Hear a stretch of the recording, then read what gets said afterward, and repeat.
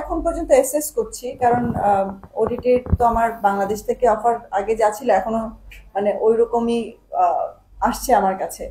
তবে আমরা যেই জায়গাগুলোতে ট্যাপ করতে চেয়েছিলাম, মানে স্লোলি যাচ্ছিলাম, সেই সেই জায়গাগুলোতে বরঞ্চ আমার মনে হচ্ছে যে আমরা খুব মানে আমরা নেটফ্লিক্সের সাথে কথা বলেছিলাম।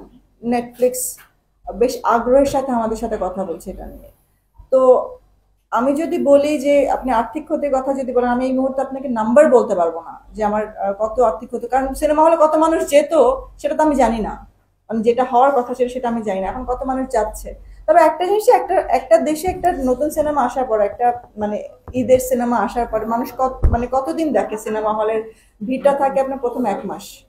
তো তারপর এমনিতেই একটু কমে যায়, তো আমরা হয়তো বা সেই কমের মধ্যে থেকে একটু কম হয়েছে, বাট ইন্টারন্যাশনালি এখনো কিন্তু ভালো যাচ্ছে। আপনারা যদি আমাদের লাস্ট রিপোর্টটাও দেখেন, এখনো অনেকগুলো দেশে মুক্তি পায়নি, এবং তারা এত পাইরেসির পরেও, এত কপি এইচডি কপি চলে আসার পরেও তারা কিন্তু মুক্তি দিচ্ছে। এবং তারা বলছে এটা নিয়ে তাদের কোনো মাথা ব্যথা নেই, কারণ এটা এমন একটা সিনেমা না যে আপনি একটা মোবাইল দেখলেন হাতে নিয়ে বসে দেখবেন ছোট্ট স্ক্রিনে। এটা ছোট স্ক্রিনে সিনেমা দেখার মতো সিনেমা না। এটা সিনেমা হলে গিয়ে দেখতে হবে, এবং সিনেমা হলে না দেখলে সিনেমার যে আসল যে মজাটা সেটা কেউ বুঝবে না।